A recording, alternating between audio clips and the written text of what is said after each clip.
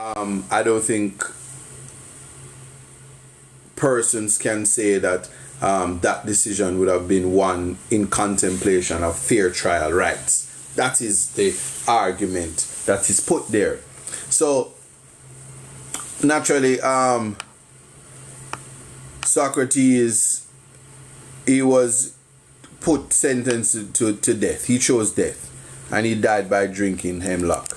Because who wants to live in a world where people just don't have no respect for human rights? But the difference in the modern time is the people you have to stay alive and fight for your freedoms and your rights, because there are many before us: Marcus Garvey, Paul Bogle, Sam Sharp.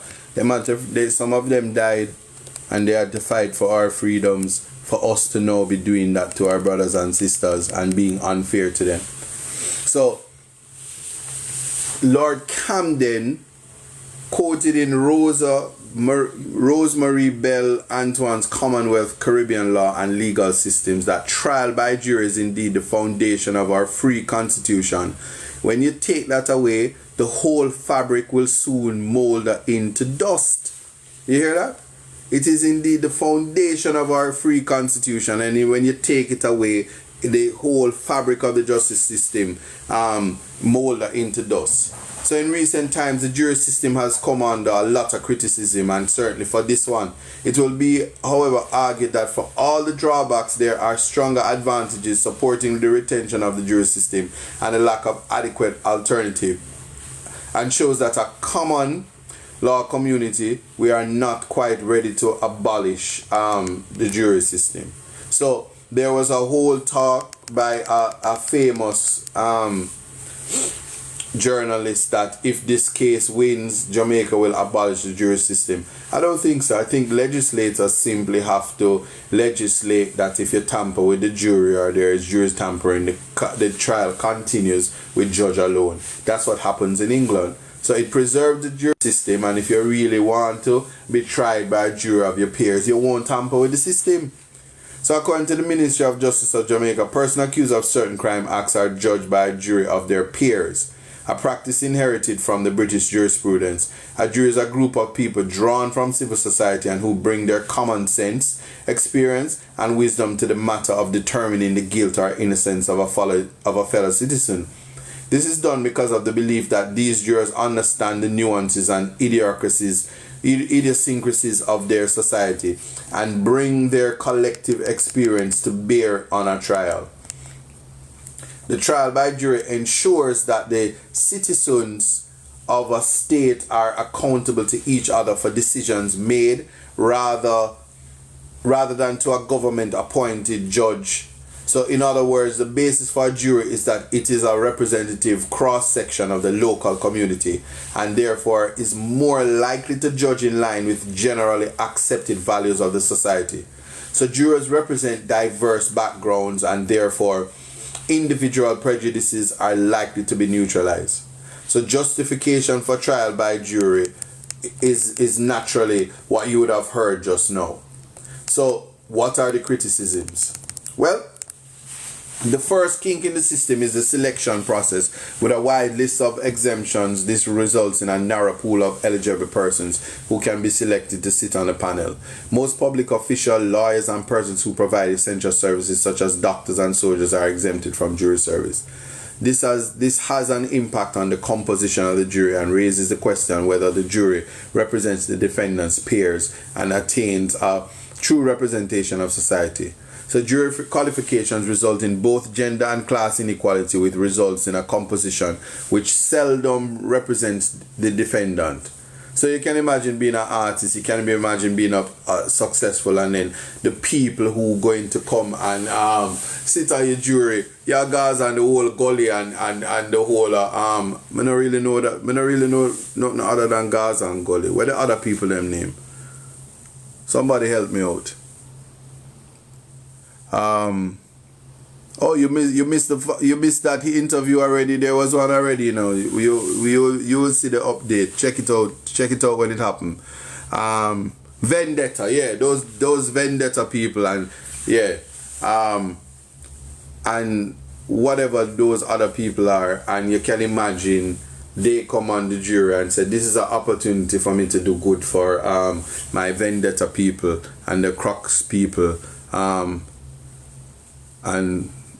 the general side people and the 66 1XXX people, yeah, and the Psalms 91 people too, yeah, all of those people, yeah. Can you imagine? And they want to eliminate the competition. So could they ever really be a part your peers if they're biased and they don't indicate that to the jury? So they always talk about the unrepresentative composition of the jury is further compounded by the small multicultural societies found in the Caribbean. So another concern is inconsistencies between verdicts given and the evidence presented in court. So let's talk about that. You don't know, you can't even use a cell phone, but you bring back evidence, you bring back technological evidence in less than, you're ready for find people guilty in less than 2 hours after a 65-day trial. Some people don't even work 65 days in their life, and them can come and talk about them are gonna take information. I'm criticizing, so this is the criticism. So context matters. Anyway, what I'm drawing your attention to is after 65 days of trial, you get a bunch of, and here I'm going to take this part and say, Isat is so disrespectful. Uneducated people, put them in a room and expect them, and uneducated in the sense that they are not forensic experts. Their competence level in terms of technological information is a little bit superior, and so they need a lot more instructions to understand that what they're supposed to do. Compound that with a situation where there is bribery. There's a situation where they know that they will go to prison when they vote. To put it in time a different way, pressure under them, fire under them, mus tail, and then think a cool breeze. And the result is, if you stay true to what you're supposed to do, you'll go to prison. And evidence of that is one of them. The man get found guilty, and them send the man go to prison. Who's gonna put themselves through that? Think on these things. So anyway, given that, there's a whole lot of conversation that it leads to the jury disregarding the rules of law and coming up with inaccurate verdicts. An example where the jury considered both facts and law, though erroneously left to them, can be seen in the case of Sukram, 1971, where they had to determine whether the issue of self-defense rose on the facts. A task the court held was for the judge and not the jury. So sometimes there are tasks held for the judge and not the jury, but that's not the complaints to everyone, except for when things are complicated, your peers is not necessarily the best person to assist or help you. And we have to be very mindful of that and care about that. Hold on. Nicole, so why was the evidence seen bulldozer down? I'm glad that was raised today, but the scene was in police custody when that happened. So the best person to ask is the police. What's the next question? And these are the critiques, or these are the things that's happening that you expect the things was raised that there was an order in the house, but the dog did dead, and that was said it. They said that there was blood, that those things not true. So we have to be careful in terms of the reality of what's in the space and what is not. But I'm not here to try no case, because I wasn't the trial attorney. Big up yourself, Mr. Tom Tavares, KFC. Mr. Vincent, KFC boss. So the perceived ignorance and incompetence of the jury is another cause for concern. In Nanan and the State, 1986, the foreman instructed the jury that a majority verdict was needed when in fact it should have been unanimous, as he did not know the meaning of the word unanimous. Literacy and low level of education can have a negative impact on the process of trial by jury. I'm reading from a book, so if anybody think I'm disrespecting, I'm showing you what the critique is. Can you imagine somebody come and say, yeah, we have to get a majority verdict, that's how we do it, because you see in my constituency, when we have vote all the people them, and the majority them we use, and we have to be majority upon this when he's trying to say unanimous. Think on those things. Jury may place too much emphasis on their feelings feelings, nothing more than my feelings. And it allowed their decisions to be affected by sympathies for the defendant or the victim instead of making their decisions on the evidence alone. According to Antoine, this leads to an unfair lack of uniformity in decisions and to an unpredictability in the law, since jury law will change from case to case and from jury to jury. So it is unlike the certainty of a judicial precedent which followed on points of legal principle. So jurors may also be affected by prejudice and bias, and it is believed that juries are greatly influenced by the appearance, class and manner of defendants and witnesses. For example, the negative view of Rastafarians. Jurors may be willing to let their prejudices make up their minds before the trial even begin. And trust me, it's not just jurors. I can tell you, I went in front of some people and just my Rasta alone made them say, yo, I'm the worst thing. And with that 2 years, eh? So the jurors' engagement during the trial, which may be affected by boredom or willingness to be present, is also a cause for concern. So it is quite possible for decisions to be rushed because jurors want to go home. These things sound familiar? Think on these things. Yes, BCA. Yes, Lotto. Big up the rat. Yeah, Demon. What kind of name that? Sunshine. Rochelle. Yeah, you're following me. Big up my TikTok people. Why the police officer bring home the accused phone? So them days the phone did hard for buy, and Blackberry and them things there. When you have your little Nokia banger, you want to play with a Blackberry and them things there. So you take home the phone and you go to KFC and you buy a 6-piece and you say, hey my girl, may I come check you? May I bring some KFC for you? And then you yeah, you know, you give me the ungle mengle. Yeah. So in the smaller jurisdictions within the Commonwealth Caribbean, the general problems with jury trials are often exacerbated. So local knowledge of the defendant and or the crime can lead to impartiality, and this is magnified by ease of access to new reports and even further magnified by the technological advances of the modern era. So this begs the question of how well the jury system can work in the 21st century now that the internet makes it impossible to research a defendant's or witness history. How can you ask for a retrial given the mass publicity for years with the most popular human being in the criminal justice system at the moment? Just you just let me know that. So it has been said that jury system lacks transparency as the members cannot be held accountable for their decisions as they are not required to give reasons, as in the case of judicial judgments. If the members of the jury were to behave in a perverse or improper manner, it would never be known. It may be suggested that the only way to achieve transparency in the system is for trials to be determined by a single judge or 3 judges. So these are the criticisms, and when you hear the criticisms and you see what is being discussed about the jury room, and to say after you're talking about all the cultural dynamics, it's easy, you know, all you have to try this. It's easy to get on a bus and just say somebody arms stink and everybody are gonna move from them, and all of a sudden everybody smell it, all if I know them. I go as far as pass gas on the bus and blame somebody in the front, and everybody I got skin up them face and say they're nasty, and they don't investigate, they just believe. So everybody can just tell people, so you just can tell lie on somebody. Just try this. Go to Portmore and let off your friend a back road and say, may I go to KFC and come back and pick you up. And somebody just want to see you let off.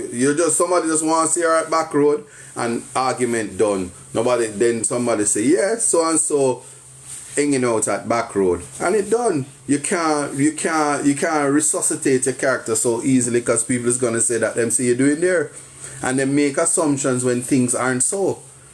And so that is the crux of it, that you have to, if you're dealing with fair trial right and you're protecting, remember, you know, what's the balance? You people to say the cost of a trial. Are you a can go a trial? You know, the cost of a trial on the state is more important than the life and liberty of somebody. Is a very horrible place to that's not a gamble, and the Constitution doesn't contemplate that. And when the Constitution made that public interest was to make sure that you're protected from that.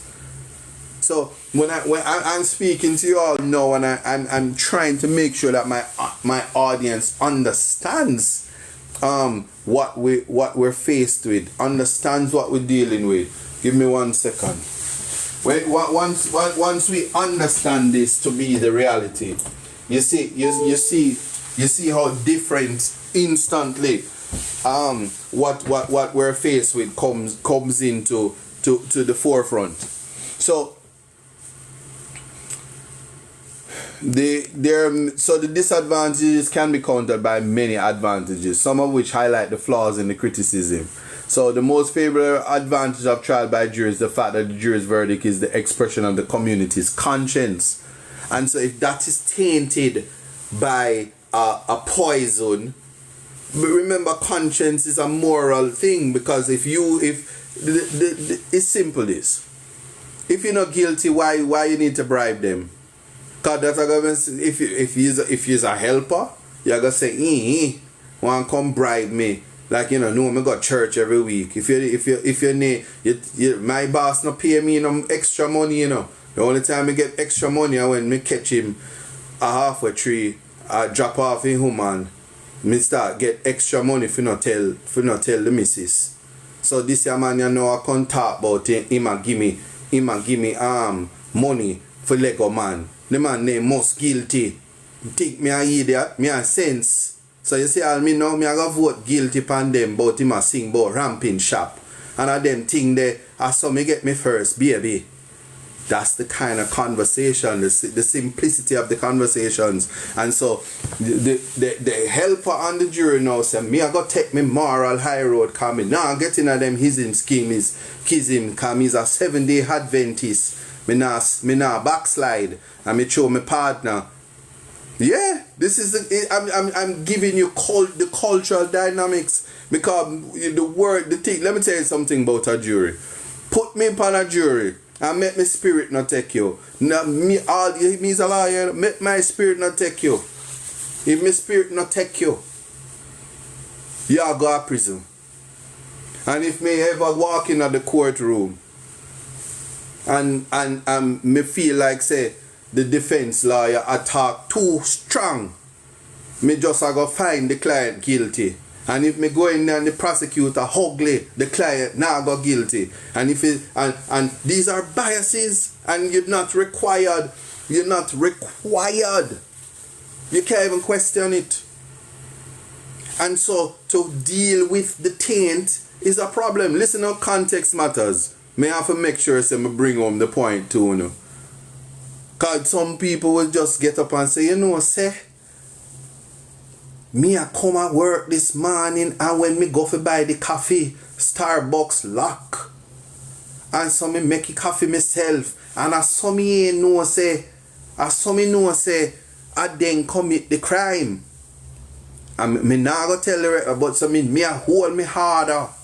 Yeah, that is what we have to understand. So we have cultural biases that to ask the apex court to take into consideration. And today I learned something profound from Lord Burroughs today, when he asked the learned counsel representing the DPP if the poison was in England, where white people are being prosecuted, if that poison ought to stay on the jury. And he laughed and he said, no, we would get rid of that poison. The thing about it is that the English law is so ahead of the Jamaican law that they would have already corrected it to ensure that judge alone. So the answer is to say we lost a trial because our legislators failed to put into place a position. I remember this trial took place in 2013 or something like that. or whenever. And what is so important about that? Yeah, what is important of that? What is important about that? And I wanted to appreciate this is the legislators haven't corrected it. And so we are the thinkers, the movers, and the shakers. We know they can correct legislation. Me can tell you this. Them can just come tomorrow and say we're going to legislate and do this. And it happens. Especially when they have a supermajority. And I urge them to do that. They can do it right now. Just take up the English Act, look at the Act, change it. And we in law. When them did want to increase mandatory minimum, so people could have got prison for more time for possession of firearms, they just did it. When they wanted to keep the learned DPP, they did it. They do what they want to do. So a simple solution is to say, yeah, we're upholding the constitutional rights of the men.